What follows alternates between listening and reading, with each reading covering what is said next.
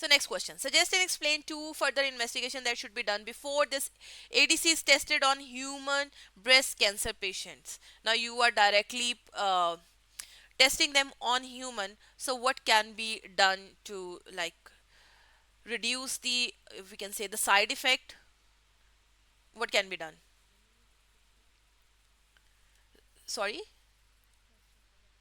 test on other animals which are more similar to humans.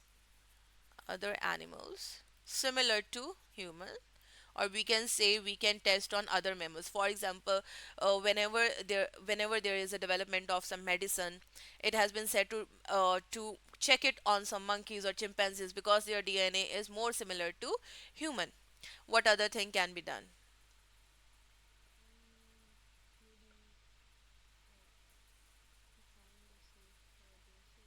Safer dosage, correct. That's why I shared my experience. We then devise a safer dosage that they actually survive. Okay, great. Next question. Next question is, sorry. Okay. Describe how a triglyceride molecule is formed.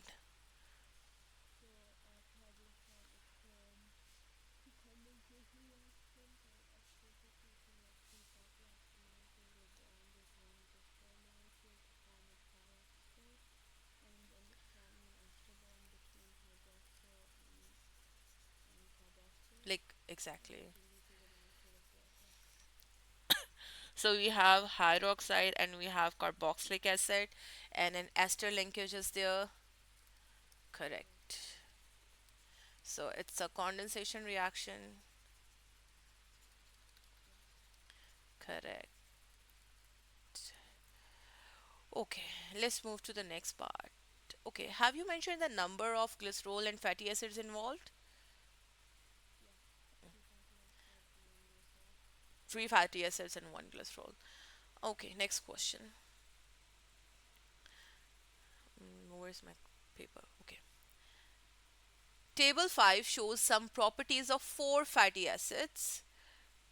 So here we have four fatty acids, some are linear, they all are linear. So some are saturated and some are unsaturated. So if we look at, wait, let me just share it first. If we have a look on that, some are like, copy and then paste. Okay, here.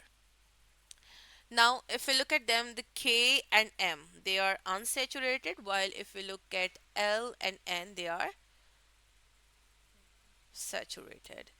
This means they have all single bonds. Now, the question is, put a tick in one box that contain correct information about one of these fatty acid. So, the very first thing is caprylic acid is an unsaturated one. Let's say if which is caprylic acid. So caprylic acid has number of carbons 8 with zero double bonds. So it is an unsaturated, but is it represented by K or L?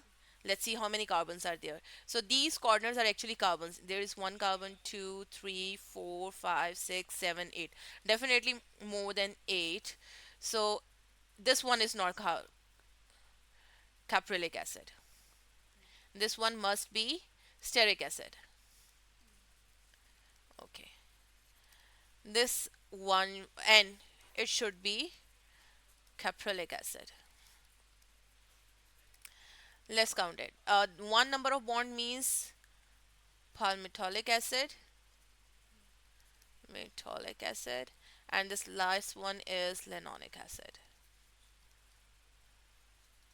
This one is M. Okay. Linoleic acid is saturated fatty acid? No. Again, this is false. Sorry. Palmitoleic acid is an unsaturated fatty acid and is represented by K. Yes, so this one is correct. So next one. The percentage of saturated fatty acid compared with unsaturated fatty acids found in lipids stores and seeds differ in different populations. Okay. So scientists investigated something. So they investigated that two populations of the plant, and the scientists grew young plants from seed collected from each population.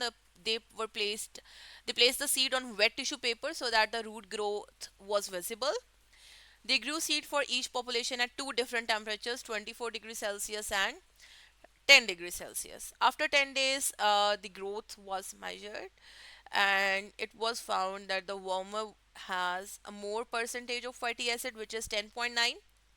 If you look at this table, okay, if we look at mean root length, it is also more in case of warm, like 24 degrees Celsius, and the mean length of root after 10 days is lesser. This one has decreased. Okay. Oh, this is about 10 degrees Celsius. Okay. This is at 10 degrees Celsius per millimeter, not that one. Okay. So the mean standard deviation includes 795% of data. Okay. The scientists use a data logger to measure the length of the root rather than a ruler. So just one reason why they have used this data logger. Like we cannot use scale. Why we cannot use scales?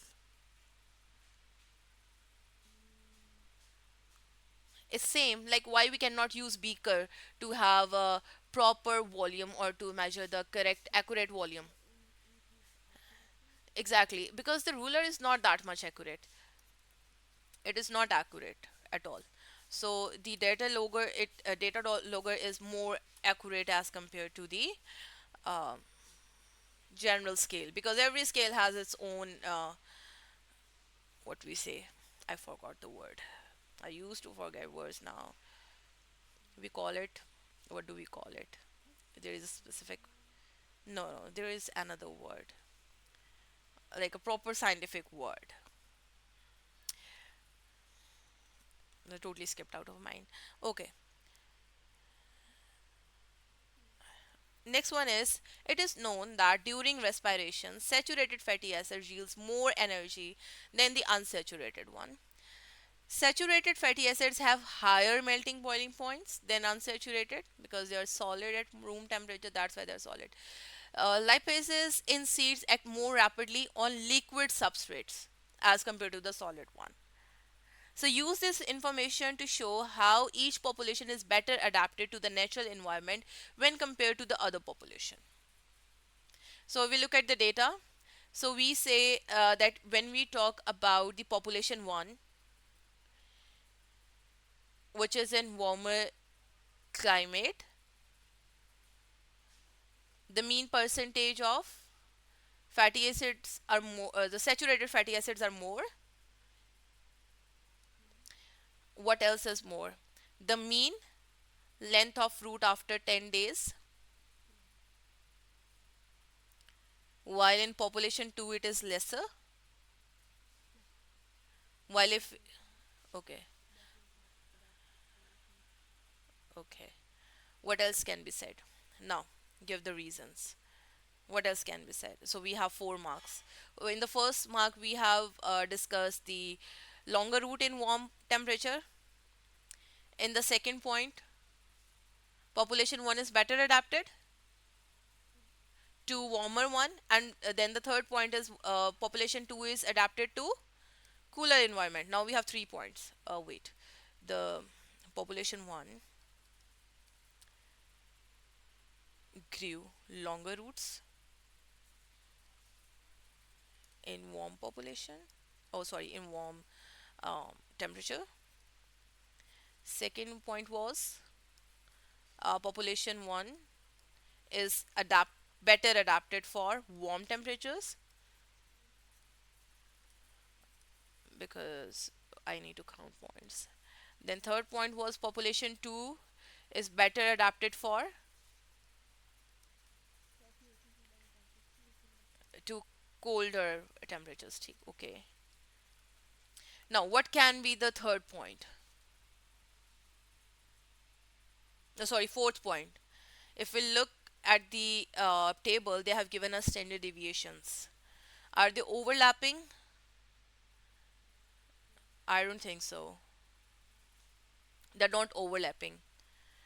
It means that the variation or the adaptation or the difference is not due to chance.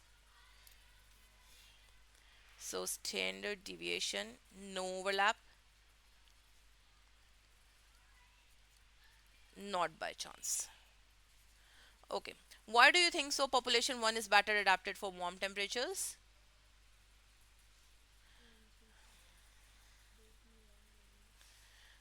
Okay, because they have more saturated fatty acids. Now, just move to point number one. They have more saturated fatty acids, so they have more energy exactly for growth.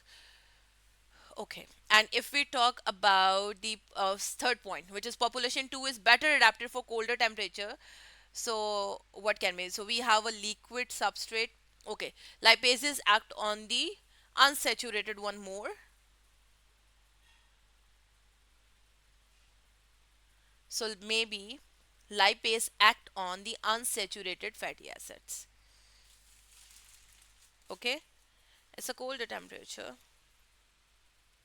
Next point. Although two populations are completely separate and show genetic variation, they are both called Helianthus Annuus. Explain why they are both given this name.